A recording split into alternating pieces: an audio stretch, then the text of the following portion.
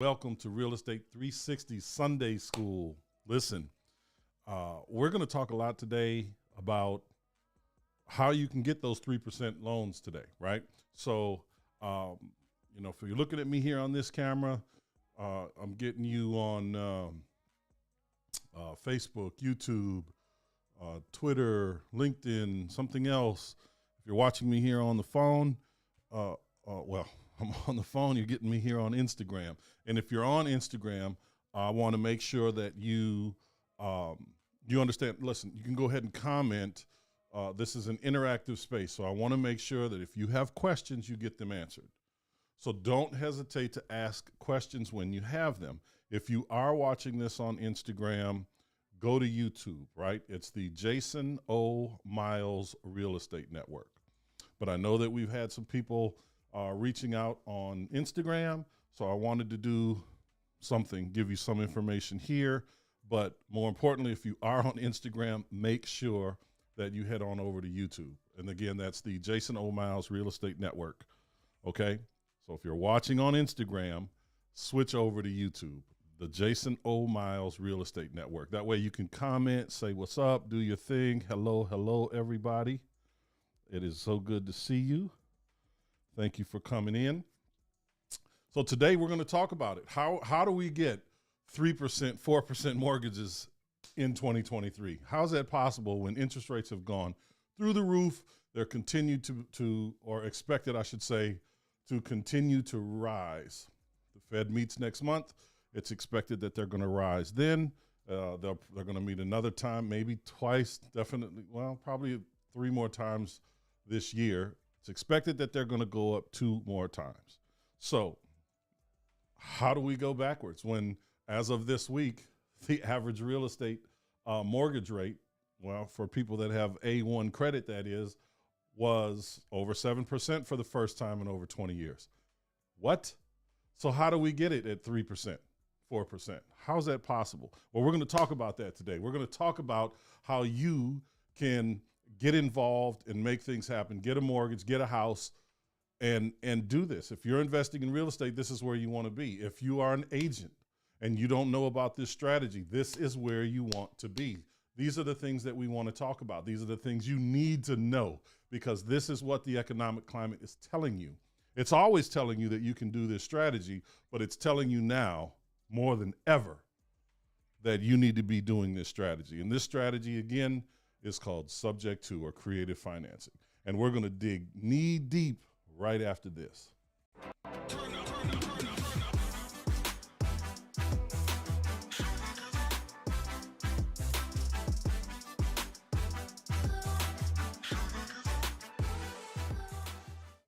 All right, we're back, and welcome everybody. Again, if you have questions at any point about this subject to process and what we need to do and how you can fully take advantage of it, because I'm going to walk you through it. Make sure you put it in the comments. This is interactive, and if you have a question, someone else has that question as well. So by you asking the question live, someone's going to see that has that same question and feel really good. They're going to feel like they're not the only one that doesn't know, the answer to said question. There's no, I repeat, no dumb questions. If you don't know much about this, you have to start somewhere. If you know something about it and you're missing a few little bits and pieces in there, fine. That's good. That's to be expected if you haven't really done it. And so that's why I'm here, and that's why I'm doing this with you on Sunday School. All right. So one might say, Miles, how is this at all possible, man? How are we going to get a 3% loan with the economic climate being what it is? Well, let me start this. Just a couple years ago, 2-3 years ago, interest rates were in the 3s and 4s. It was normal. I mean, if you got a bad loan in the last 5 or 6 years, you're looking at, maybe a 5 or 6% loan, maybe a 7% loan. I don't know. But that was considered a bad loan with interest rates being 2-3%. Okay. But there are a lot of those out there. And there are a lot of people that bought houses in the past 7-8 years that have these low interest rates. All right. And yeah, the value of their property went up for sure, but guess what they can't do, or they're finding it very difficult to do? They're finding it very difficult to sell their properties. Why? If the value went up, Miles, why? Why would someone who has all this equity in their property not being able to sell it? Well, let me tell you why. Here's the reason, and it's simple. Interest rates went up as well as values. So since the interest rates went up, let's say you had a $200,000 house 4 years ago, 5 years ago. Well, that house is probably worth, depending on where it is in the country, probably $400,000 or very close to it. If you're in a major city, for sure that's the case. Now, a 7% loan on a $200,000 house is a lot different than a 7% loan on a $400,000 house. And let me see here, just so I can give you an example of what that actually looks like money-wise. Because believe me when I tell you, because of this pushed a lot of people out of the market. A lot of potential buyers are out of the market right now because they simply can't afford to buy the house, right? You know, they might have been renting for a certain amount of money and they were planning on spending less to do this. So here we are, right? $200,000 house. Today it's over 8%, and that's with someone that has about a 700 credit score. But a $200,000 house at a 3% interest rate, I don't know, 5 or 6 years ago, that's what we said, right? That is just principal and interest now. That's not taxes and insurance. That's just principal and interest. A $200,000 loan 5 years ago, 6 years ago at 3% was $843 a month. Now, if we say, okay, let's be conservative and say the value of that house went to $375, and now the interest rate is 7.5%, which for some people that's what it's going to be. It's probably going to be a little higher. That is a $2,600 payment, $2,622. So you go from $800 to $2,600. That's crazy. You know, that's crazy, and that's just a regular mortgage calculator. I just Google one and Google pops up and I utilize it from there. But that's absolutely absurd. $800 to $2,600. So if you were planning on buying a house, putting a little bit of money down, using FHA, VA, whatever it is, and you went in and you bought that house, if you wanted to sell that house and upgrade, let's say, you want to step it up a little bit. You bought that house for $200,000, you had a new family and, you know, one kid on the way. Now you have 2 kids and you need a larger house. You need to step it up a bit. And you want to sell this house, use the $175,000 equity to go buy another house. Well, presumably you're going to be buying a house that's bigger than the one you're currently in. Presumably that house will cost more than what your house costs right now, what it's valued at now. So if that was a $500,000 upgrade, you're going to put $175,000 down. Maybe, you know, you have some other pocket money you want to put in as well. You're still at a 7.5% interest rate on $300,000. Big difference. So people don't want to buy. In fact, last week, it was last week, the end of last week, mortgage loan applications went down 30% from the prior month. And that's just with 1/4 point increase. We're still going to have another one, maybe 2 this year. So what does that do for you? And why is this so important for us? Well, as an investor, not just a homeowner, we run into a lot of situations where we can't buy this particular property because the interest rate is so high. We can't cash flow. So we have to find creative ways to cash flow. And how do we do that? We do that by taking over properties subject to the existing mortgage. We're going to assume, not really assume, but we're going to take over that mortgage for someone that's in any given situation. They could be going through foreclosure. They could be going through divorce. The property could need to be repaired. It could be a probate situation. It could be an inheritance situation. It could be so many things. We just have to look at it, and then we tailor our conversation to that. We'll get into that a little bit later. But right now, I think it's more important for you to understand that these deals are everywhere. We're getting them. Most of the deals we get are deals that are sitting on the market too long, and the people feel the need to sell this property right now. Right? They want it off the books now. Maybe they said no to this option earlier. All kind of, whatever. They said no. They didn't want to do it. They wanted to cash out, but here we are. 4 months, 5 months, 6 months later, they're ready to move on to the next chapter of their life. In fact, maybe they already did, and they can't afford to pay 2 mortgages or rent and a mortgage or whatever it was going on. They need to alleviate the pay pain, okay? So they're looking to get this thing done. And it doesn't matter if it's listed. There are ways for us to negotiate with agents to do that. So where you're going to find these things, you're going to find them all over the place, okay? But you have to look. And if you're active right now and you're cold calling and you're sending mail or you're door knocking, you're finding out right now that there are very, very few cash deals available to you right now. Why? Because they want too much. Why? Because humans are inherently greedy. I mean, we're just greedy. If we know nothing about real estate and we deal with people like this, they go online, they go to Zillow, and they say, oh, the Zestimate for my house is $280. Well, sir, ma'am, that house that you're looking at that's $280, and all the houses like it have been beautifully renovated. Yours is missing everything. So no, it's not worth that. And trying to teach someone that in a short amount of time, it really doesn't work.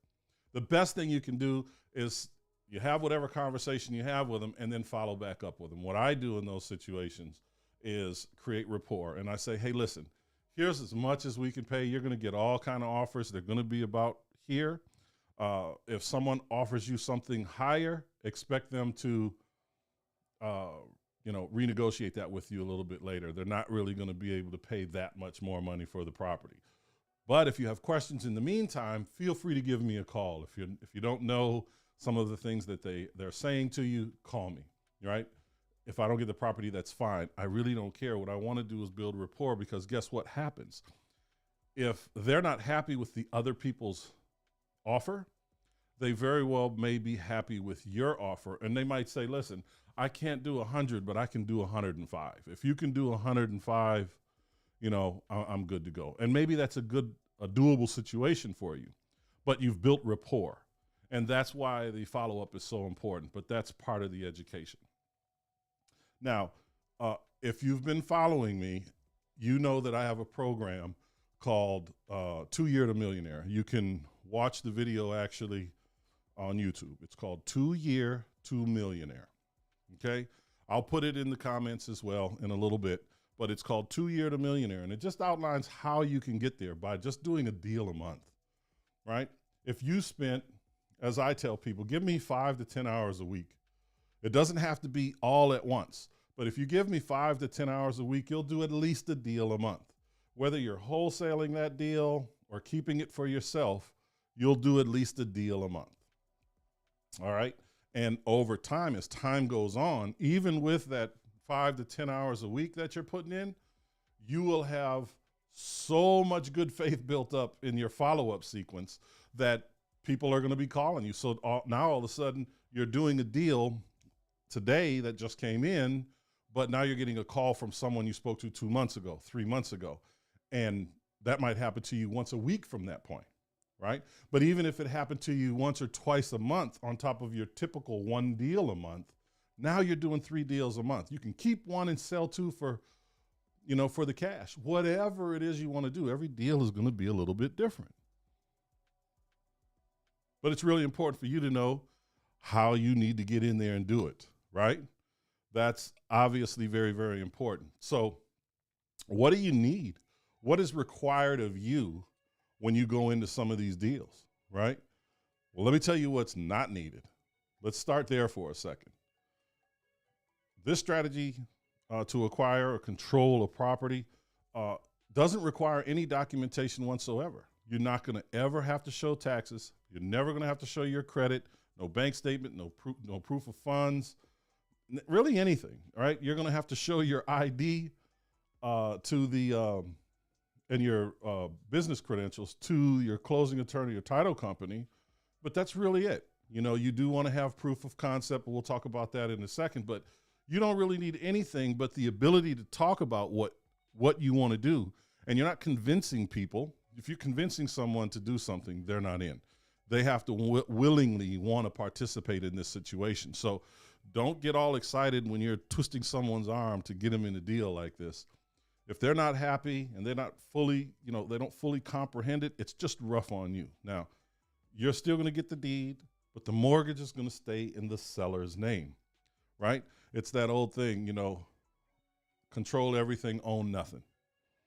You control all the real estate, but you don't really own it. It's going to be in an LLC, in the name of an LLC, or a trust is what I recommend. But either way is just fine. The most important thing is really how you file or record your new insurance. So you don't set off the due on sale clause, right?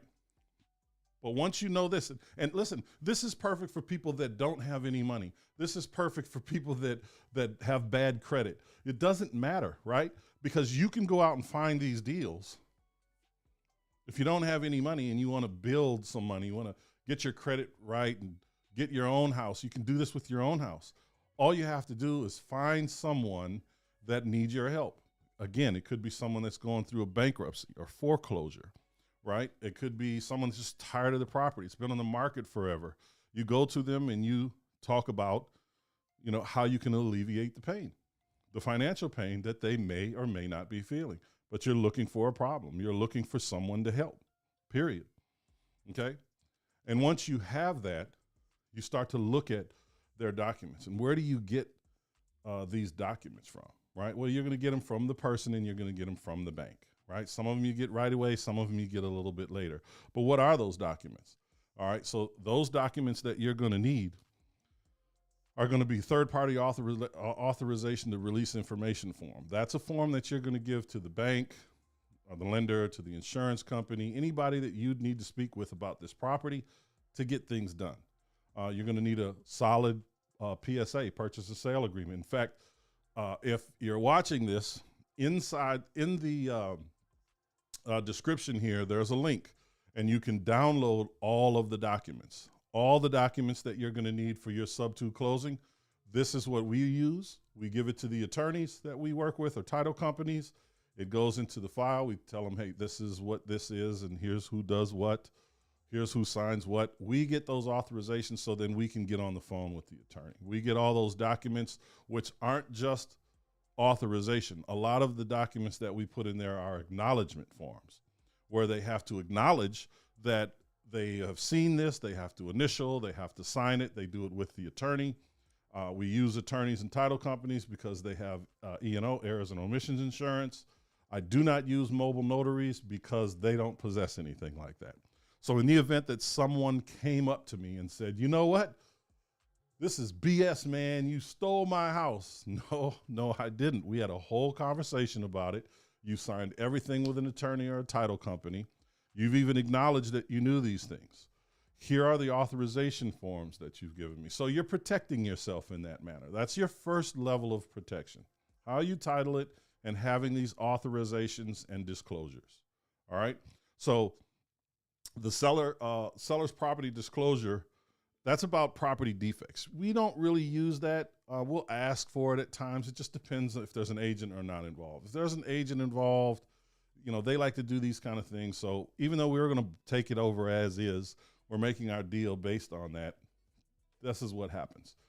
By doing all these things correctly, you're going to avoid having to do the due on sale. But there's still going to be a disclosure in there where the person knows and they're signing and initialing that they're aware that there's a due on sale clause, okay?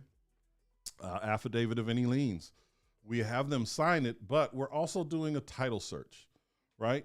An affidavit of liens. What is that exactly? That's saying the seller, that's a form that says the seller is saying, I'm unaware of any liens other than the loan that are encumbering this particular property. So there's no tax liens, there's no mechanics liens, commercial liens, there's no liens whatsoever on the property is what they're acknowledging. Now, we're going to know if they're telling the truth about that because we're getting title insurance. Why are we getting title insurance? Because if anything does pop up, we want to be safe. How does having that insurance save us, Mr. Miles? Well, let me tell you. Here's how it saves you. The property's in their name today. You're going to buy it from them subject to the existing mortgage. Again, meaning the mortgage stays in their name. The deed is in your name or your entity's name. You're going to have the attorney or title company search the title to make sure it isn't encumbered any further than the mortgage or mortgages that you may be familiar with. They're going to issue you insurance on that title from the day you bought it until you sell it, that anything that comes up from before, any owner before, anything that comes up from this day moving forward will not affect your ownership, will not be attached to this property. There will be no liens other than what you place on the property associated with this deal, period. It's important. You'll have people tell you, why spend so much money to go to a title company or an attorney when you can simply just use mobile notaries?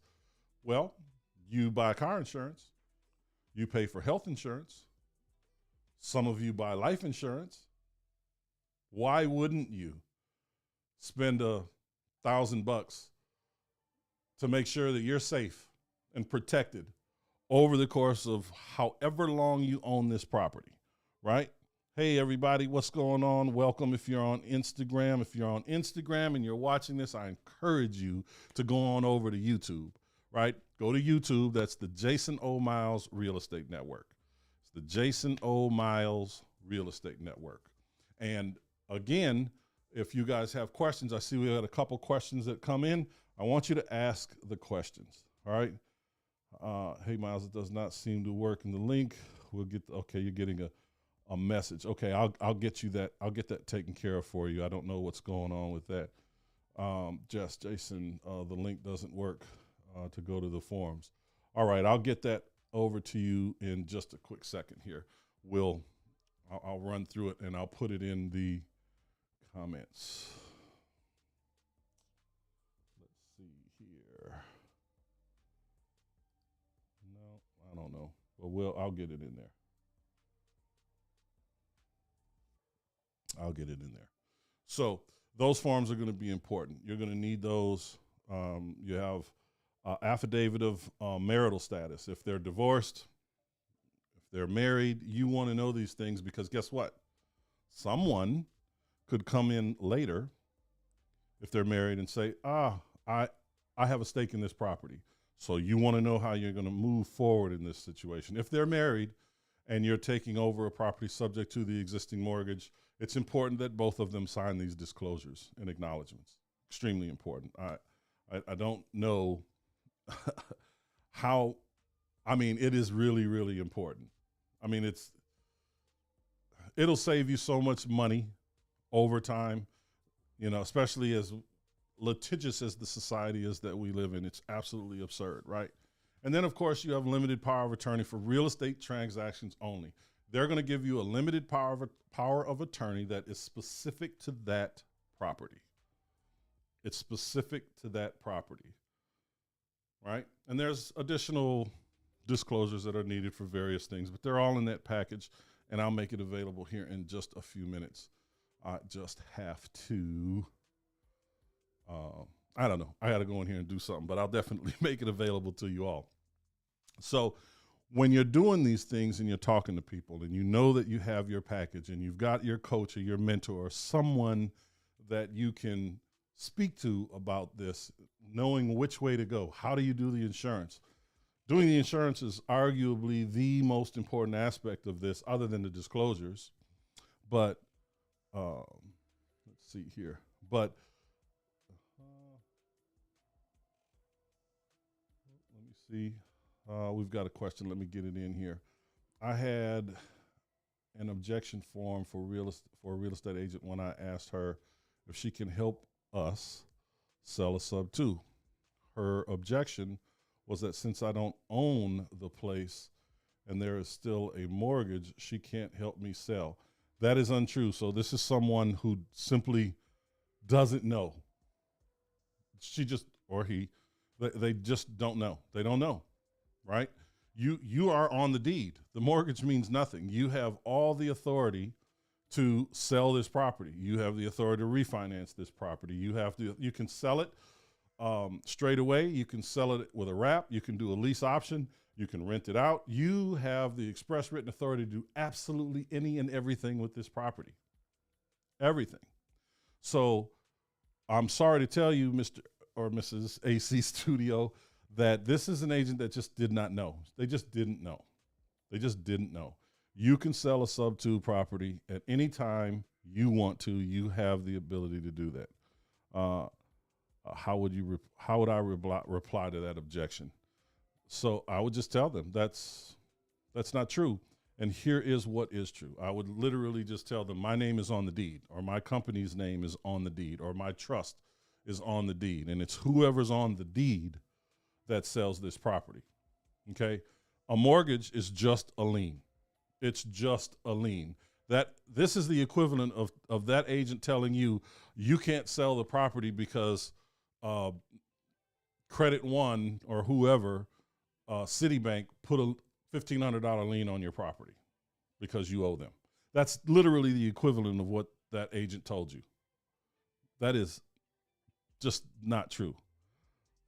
Find another agent, another broker, have a conversation with them. I mean, you don't even really need to have a conversation with them. When they pull the title, they're going to see that if you are ABC LLC, they're going to see ABC LLC on title. And if they don't, just give them your title work and say, here, I'm the owner. I bought it on this day. Here it is. So they're going to see it. You don't even have to have a conversation with the agent about this property being a sub-2 unless you're selling it sub-2. Does that make sense? Meaning, let's say that you've taken over this property subject to the existing mortgage, and you need to put someone in it, and you go to an agent or a mortgage broker. This is one of the ways, well, two ways that I really like to get buyers. Because guess what? When you need to go, most people, when they want to buy a house, they go to a real estate agent first. And what does a real estate agent do? They tell them to go get qualified for a loan, so they're not spinning their wheels showing them, $1 million houses and they only qualify for a $300,000 house, right? But they go there. So Jess says she would just find another realtor or broker. She just, and I agree. Don't spend a ton of time trying to teach someone, because you're going to confuse them unless they're begging you to teach them in this case. Because for you, you're looking for expedience. You're not looking to be anyone's teacher. You're looking to sell some real estate. All right. But if you've got a property sub-2 and you hire an agent and you say, okay, Mr. or Mrs. Agent, I'm selling this property with owner financing in place. So if someone has the down payment, but they don't have the credit, bring them my way. We'll still make sure you get paid. Will it be 3%? Probably not, right? But I don't even say that. I mean, most of the time with the agents that I work with, they already know the deal. So for them, this is kind of like a quick thing. If they've got someone, they know if they've got someone that doesn't qualify. So they can say, yeah, I got so-and-so over here. I'll send it over to them. Mortgage brokers, the same way, because it starts with them. If a person is denied for a loan, the mortgage broker can say, look, I've got someone here. They're denied for the loan, but they've got, money to put down. And so, what are you going to do for me? What's in it for me? And I'm going to give them 1%. That's what I'm going to give them. So if 1% of the value of the house, I'm giving them 1%. That means if the house is if I'm selling it at $400,000, I'm going to give them $4,000. That's it. That's what I'm going to do. It's free money for them. They don't really even have to put it on MLS, but that's what I do. And the people that I work with are very, very comfortable with that, right? Because they don't have to go in and have a buyer's agent and a seller's agent and this, that, and it just doesn't have to go that way. So we've got a couple other questions in here. Let's see. AC says, makes sense. Thank you. And once the agent sells the property to someone that is doing a conventional loan, the idea is that with the money they will get from the loan, I will pay the mortgage in full. Well, yeah, absolutely. I mean, that's going to happen for sure. I mean, if you're doing a traditional sale, you're not leaving that attorney's office or title company with any more money than you should, because they're on the hook. They're on the line, right? We want people that are working with us to have some skin in the game to some extent. It's not necessarily money, but let's say you did that same closing, or any closing for that matter, with a mobile notary, and the seller comes back a year later because they want to get a house and they're not getting a house. They can't afford it. The agent or broker, mortgage broker, told them that they're not going to qualify because they've got a house on their credit that needs to go away first. Now this is a very easy objection to overcome if you know what you're doing. It's not if you don't. So here they come. Now they're coming and they're saying, hey, I need to buy another house. You got me into this. Now you got to get me out of this thing. So get me out of this thing, or I'm going to sue you. Well, if you didn't have the mobile notary sign all these things, even if you did, and the mobile notary is just a mobile notary, that's all they are, right? They're like, okay, sign here, do this, sign here, do that. The person could say, well, I signed it, but I didn't know anything about any of those documents that Mr. Miles sent over to me. I just signed where they told me to sign. Now, in civil court, the burden of proof is quite heavy, or it's on you, the person that's being sued. You have to prove your innocence. And it would stand to reason that if you're doing real estate, you know what you're doing, and this person is just a regular, everyday, average citizen, consumer. They don't know, presumably. That's why you use attorneys, because attorneys are going to explain to them what they're signing. And when something like that does happen, and it doesn't happen that often, it's only happened to me once, but when it does happen, they go to the attorney first and foremost. And the attorney handles it. They say, look, we explained all these things to you, and they are an officer of the court. So they're going to take the word of the attorney in high regard. Any court is going to take it in high regard. If the attorney comes and says, here's the closing documents, we told them what all these forms and documents are, they signed it, they initialed it, both parties or each party, they didn't miss anything. I don't know what to tell you, Your Honor. They knew exactly what they were doing. Now, that's a problem. That's why it's so easy when you're dealing with attorneys as opposed to spending just a few $100s on a mobile notary.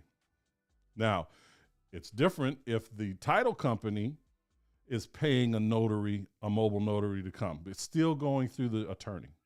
Okay, so there's the difference. So I'm not hiring a mobile attorney. I'm hiring a mobile notary. I'm hiring an attorney or a title company, depending on where I'm at, where I'm closing. And if they opt to send someone out to sign documents because they need, hard, wet ink signatures as opposed to digital signatures, that's on them. They have assumed that responsibility. And 9 times out of 10, that mobile notary is coming from an attorney anyway. All right. Now, how do you avoid that when someone comes to you and says a year later, my mortgage broker told me I got to sell this house. It's got to get off my credit. Well, here's how that happens. It's a debt to income ratio, a DTI problem. So how do you get that off their debt to income ratio? You say, all right, we use servicing companies. So here's a servicing company. They take the payments from us and pay your mortgage every single month. So when we do this, we set this up with a servicing company. We give them access to their portal. It's different than our portal. If they need to go in and download, a record of the mortgage that's been paid for however many months, they can do that. They can just download it, give it to their mortgage broker. And now guess what? That is coming off, at least 75% of it is coming off of their debt to income ratio, which now will afford them the ability to go buy another house. Yes, indeed. Yes, indeed. Again, we've got a few people here that are on Instagram. If you are on Instagram, go to the YouTube, go to the Jason O. Miles Real Estate Network so that you too can participate in the questions, the Q&A aspect of this, because it's interactive and I want you to ask questions, right? Ask away, but do it on YouTube. All right? Okay. So now Now that we've got those people taken care of, they're not mad at the attorney anymore. They can go buy their house. They have their documentation that the house is being paid for by a third party, and it comes off their debt to income ratio. They're good to go. So the next question is going to be this: VA loans. You're going to run into this. A VA loan comes across, and you're taking it over, and these people say, "But I want to be able to go buy another house, and I can only get my VA loan once." Well, so that's not actually true. And you'll have to speak to a mortgage broker to give you the specifics of this, because I'm going to give you the very brief synopsis, the overview of it. So when you're approved for a VA loan, they don't approve you for a dollar amount, they approve you for credits. And you might get approved for 500,000 credits, and you go buy a $200,000 house. And then you sell that $200,000 house to me, sub 2. So it's not paid off yet, right? It doesn't matter how much equity you have. It doesn't even matter how much you paid it down. If you borrowed $200,000, it's 200 that's coming off that $500,000 or 500,000 credits that you have. You still have 300,000 credits to go and use. Period. And so when you explain that to people, and it depends on where they're moving. I mean, if they're leaving, a tiny town, let's say Columbus, Georgia, where houses are, $150,000, and they're moving to LA where $700,000, they'll probably have to do something different anyway. Maybe we get them in here and we teach them how to do sub 2 deals so they can take over payments on a house that they can actually afford. But when those kinds of things happen, that's what you say. You let them know. And until you're so well versed on it, lean into your mentor, lean into your coach, lean into your friend that does this, so that you can get somebody on the phone to talk to the seller or the broker or whoever and say, hey, look, this is what's going on. This is what you need to do. This is how this occurs. And if you do have a VA loan, it specifies inside their documents exactly how to do a sub 2 deal. It says it right there. Side note, which you may not be aware of, and I think that you should, if you take over a VA loan, it's not assumable to you, but a lot of these are assumable again today, but they're only assumable to qualified federal or government workers, whether they're in the military or they work for the government in some capacity. They can actually come in and just assume that loan. They just have to be able to qualify, right? They don't necessarily have to put any money down. They just have to qualify, meaning they can just get a loan. And they can just go ahead and assume that loan. Now, that's something that a lot of people don't even discuss. I think it's important that you know this, because when you're out there and you're taking over a sub 2 and you're having a conversation with people in these spaces, maybe you want to retail that sub 2.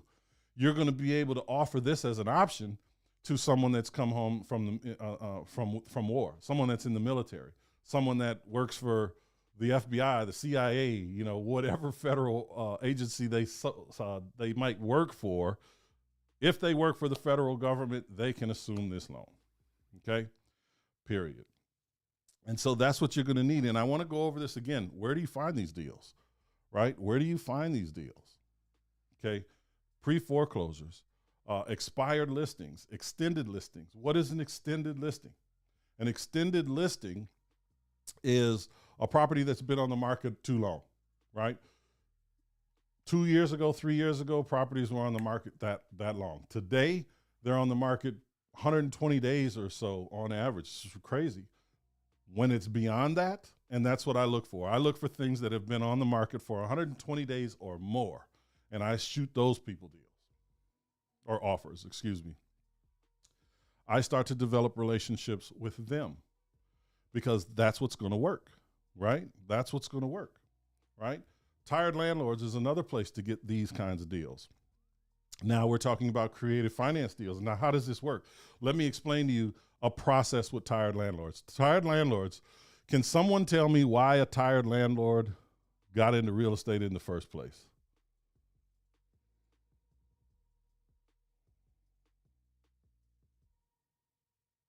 No? Well, I can tell you, they got into it because they wanted to make money in real estate. Now, for me, a tired landlord is someone who's had this property for 10 years or more. Some people say 7, some people go longer, but for me, it starts at 10. I want to talk to people that have had the property for a decade because maybe they haven't done any renovations since they bought it 10 years ago, right? Could be the case. But they got it because they wanted to make money in real estate. Now, they might not want to sell that house. They may only be interested in renting it, continuing to rent it. But I may want to come in and do a lease option with them or a long-term lease, maybe a 5-year lease that allows me to do whatever I want. Maybe it's a great property to Airbnb. This isn't kind of an arbitrage situation, but you're actually going to sign a lease, which gives you more authority, more ownership, especially if you have a lease option. Now you have equitable interest in the property. That's another conversation. But you can lease out. There's another document that you need. If you lease it, you can lease it to someone else, right? You don't even need money for this particular strategy. So let's say you get that deal, right? You talk to somebody, a landlord, and you say, all right, Mr. Landlord, how would you consider, I mean, I know you want $1,600 a month, but if we do this lease option, listen, we're covering all repairs, we're paying taxes, we're doing all of that. So, and you still get the benefit to depreciate the property if we do a lease option.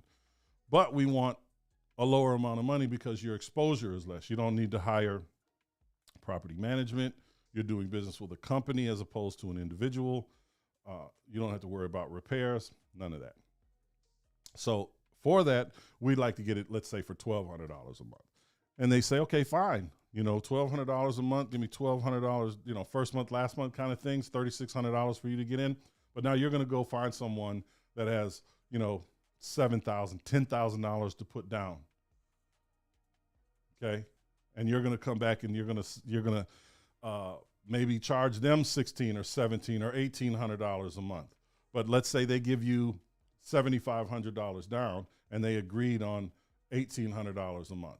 You're going to take basically half of that $7,500. You're going to give it to the tired landlord that you made the deal with. You're going to pocket the rest, and you're going to pay now every month $1,200 to the tired landlord, where you have your tenant, if you will, that's paying you $1,800 a month, and you're making $6,000.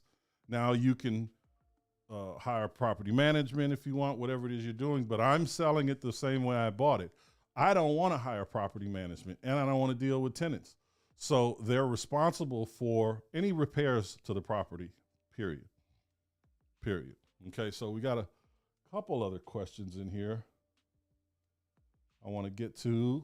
You see, if the person that sold their home sub to proves that someone is paying for the mortgage, but still they owe for 20 or more years. It really doesn't matter, again, as long as they have proof. And proof isn't just you saying it's proof. Like, if you got to show your bank records. If you're not using a servicing company, you got to go into your bank records and show every month that this money came in. All right.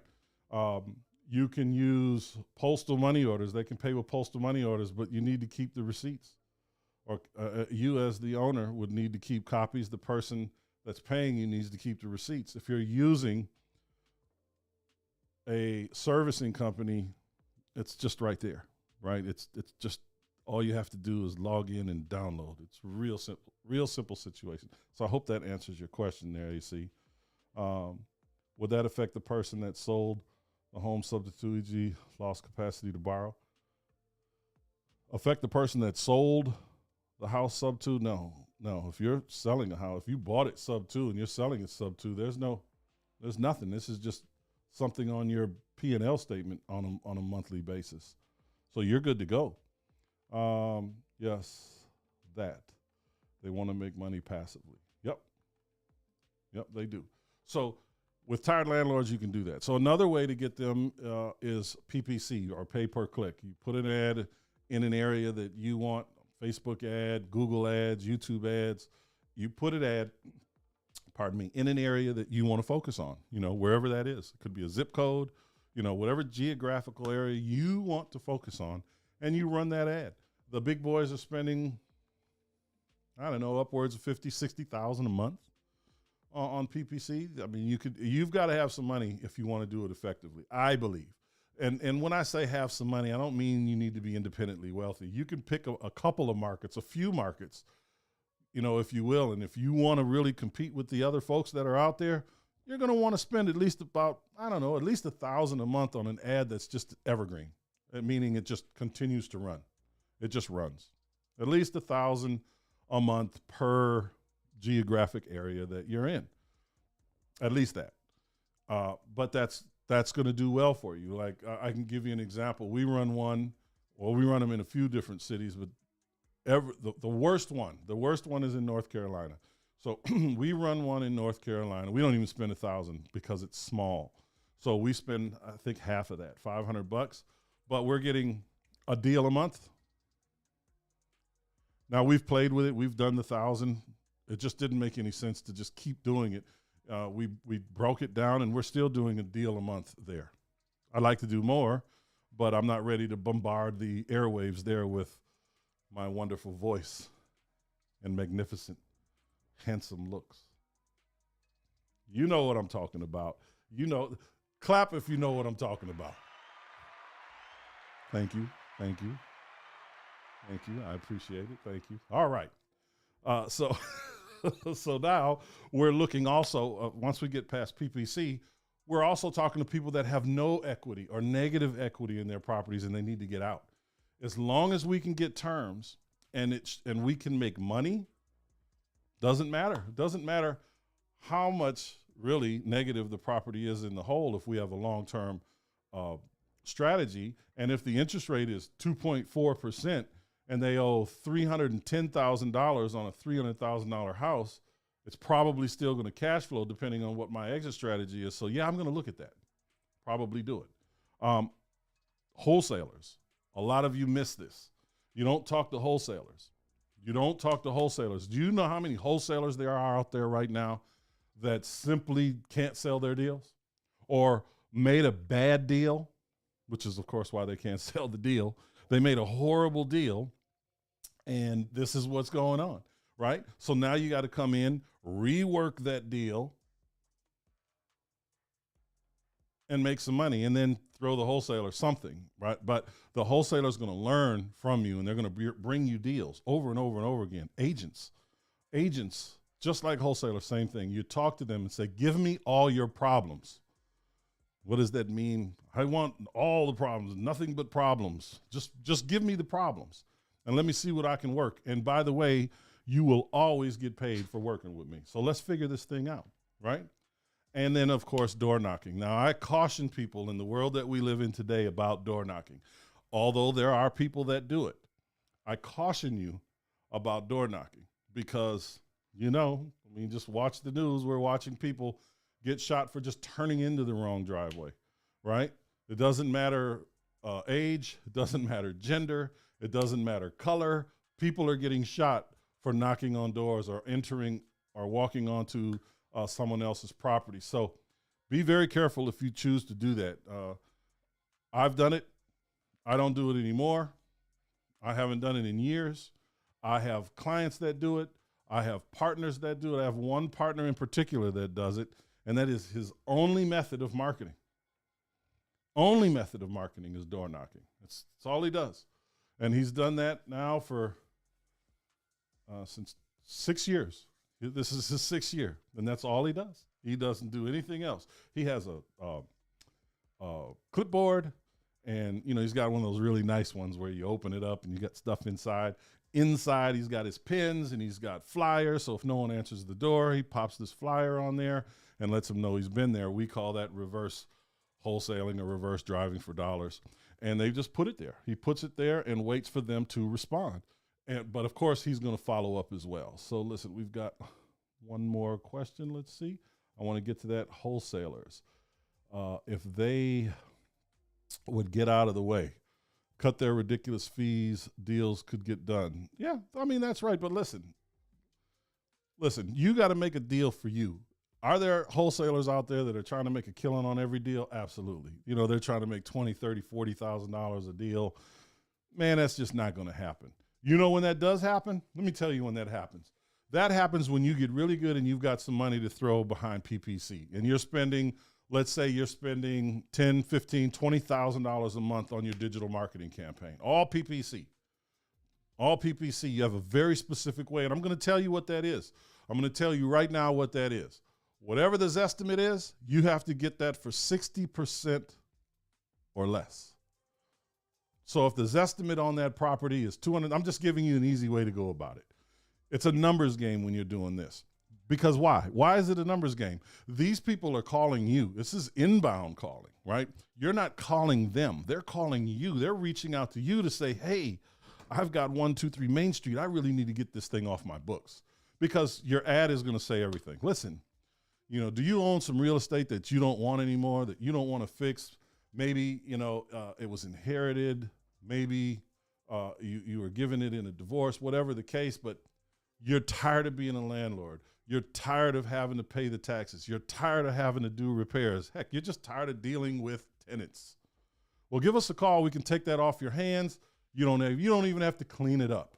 Doesn't matter the condition. Just give us a call. Let us look at the property, give you a real cash offer in 24 hours or less. They're filling out the documents. They're saying, call me. I need to talk to you about this. And when you look, let's say this estimate says it's $200,000 and you've had a conversation with them. They go and they give you the pictures. Maybe you did a live walkthrough and you determine that this thing needs about $40,000 in repair to get it to where you want it to be for whatever your strategy is, right? You're going to take that off of the 200,000 and then you're going to go, which would be 160, and then you're going to do 60% of that. So what is that? What's 60% of 160? So 16 to 16 is 32. That's 64. That's 94,000 is going to be your maximum offer. Maximum offer. Maximum. Right? That's your maximum offer. But you're not going to start there. You're probably going to start at 80. Maybe you get it at 85. And now you're going to sell it differently, right? You're going to use your other method. You're going to do 70% of the 200 is 130 minus 4 is 90. You're going to probably sell that property for somewhere around, probably a small one like that, probably a $10,000 to $15,000 profit margin. You're going to put it out there for that. That's how you make money with those, right? Let's see. Good information right there. Thank you. It just says Facebook user, so thank you. These are the things that you need to know, and I'm going to tell you. This is the part of the night where I kind of get on my soapbox because I need you guys to understand something. There's a huge shift going on in the real estate market. Huge.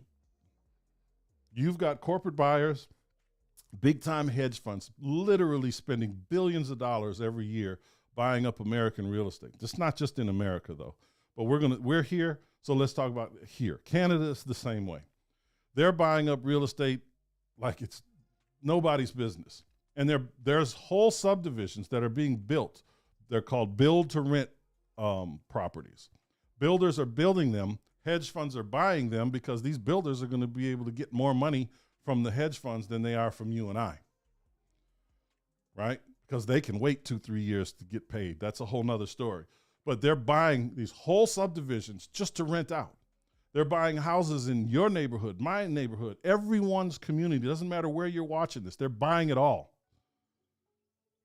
Soon you won't be able to buy a property. Look at the disparity right now between value, or when I say value, what it's worth and what you can afford to buy. Because your wages didn't go up as fast as inflation and values. Your wages pretty much stayed the same. You're lucky if you got a 2 or 3% bump. You're lucky. So this gap is just growing, and it's getting bigger and bigger and bigger and bigger every year. And if you don't pay attention, you're going to be asked out. Excuse my language. You're going to be asked, you won't be able to buy it because you'll say, oh, next year. Oh, I got to fix my credit. Oh, I got to do this. No. You have to act as you learn. Do and learn at the exact same time. Because listen, I'm telling you, if you don't own your future, I promise you someone else will. You have to own your future. If you don't own it, someone else is going to own it because they're already buying it. So if you don't take action for yourself in a very short period of time, it's gonna be out of reach for you.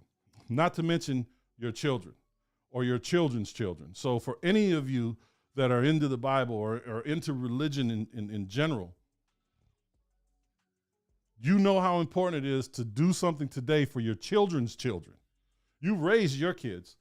Your job is to now help your children raise their children, and so on and so forth, and leave something for them, make their life easier. This is what you do. This is what you do. And here's one of my favorite takes as I leave this. Is one of my takes on a great, great prayer.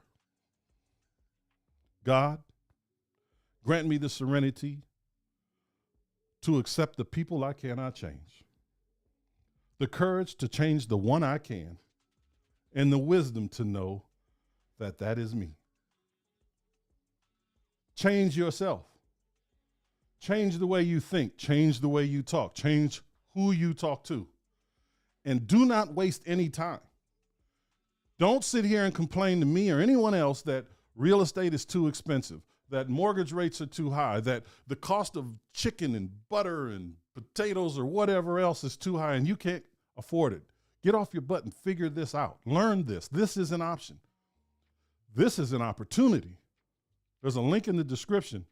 You can watch a video about what I do, how I do it. It's really short, maybe 15 or 20 minutes, and give me a call. Set up a time. I'll call you and we'll have a conversation, because listen, if we don't get creative, and creative financing isn't something that's new. This isn't new. This didn't just start. This has been going on for hundreds and hundreds and hundreds of years. My grandparents bought their house utilizing creative financing because that's the way things were done back then. Right? This whole central banking system that's around and what we believe is the way things are, this is all a fallacy. I'm not telling you to get out of the system. I'm telling you to learn how to navigate through the system. These are practices that are done in big business all the time. There properties in New York, those big expensive buildings in New York and LA and Miami, a lot of those families aren't selling them. They're leasing them out for 99 years. The Empire State Building was a 114-year lease. 114 years. Think about that. That's leverageable, by the way. But the family that owns it still owns it. They're still getting the money for it. They're not selling it. They didn't sell it. They gave it a lease. There's multifamily and commercial real estate all over the country that's being sold on master leases right now. We're doing the same thing with single family homes. It's just a little bit different. You need to know how to do it. And that's what I'm here to help you do. Now, I'm going to get on about my way. I promise you I'm going to fix the link and I'll get that out to everyone. Regardless of where you're watching, shoot me a message. I will have that link. I'm sorry for that broken link in there. I will make sure that that link gets taken care of and gets sent out to you no later than the morning. But I want to make sure that I'm answering all your questions. I want to make sure you're leaving here with accurate information, actionable information, and the motivation to get up and go out and do something just a little bit every day that gets you to where you need to go. It doesn't have to be an hour a day. It could be 10 minutes, 15 minutes. Whatever it is, just do something every day to get you closer to what you're trying to do. This is your man, Miles, and I want to say thank you, thank you, thank you for all that you've done. And being here is all that you've needed to do. You've listened. And I hope this information was good. I hope to hear from you. If you have any other questions, just DM me. I know a lot of you are going to do that. Just DM me, let me know, and let's make some things happen. Thank you all so much for your time. I really, really, really do appreciate you. Y'all have yourselves a great night. What's going on, friends and family? How y'all feeling today? I hope you're feeling great, doing well. I've had a lot of conversations over the past, I'd probably say about the past couple months, 2-3 months, about people wanting to get involved in real estate and asking how they can get involved in real estate given all that's going on with the economy. Well, you either have a lot of time, which means you don't have the money, or you have a lot of money, which means you don't have the time. And they want to know how they can get involved in real estate. Some of them have said, look, man, what do I need to do to just get into a deal, right? I don't really have the time to do all of that. So we've just invested their money in some of the deals that we do. So I'm here to open the invitation to all my friends and family that are watching this right now. If you're interested in getting involved in real estate and you simply don't have a ton of money or you don't have a ton of time, maybe you only have, $5,000, maybe you have $100,000, I don't know. But if you're interested in investing in real estate deals passively, truly passively, just reach out to me. You know, there's no link. This isn't an ad. Just DM me and let's have a conversation. We've got deals right now that we can fund. Right now, as of right now, multifamily as well as single family. Deals that you can be in as little as 6 months and as much as 2 or 3 years. Depends on the scenario and what your particular investment strategy is. All I can say is let's have a conversation. So if you're interested, friends and family, just reach out. Let's have a conversation.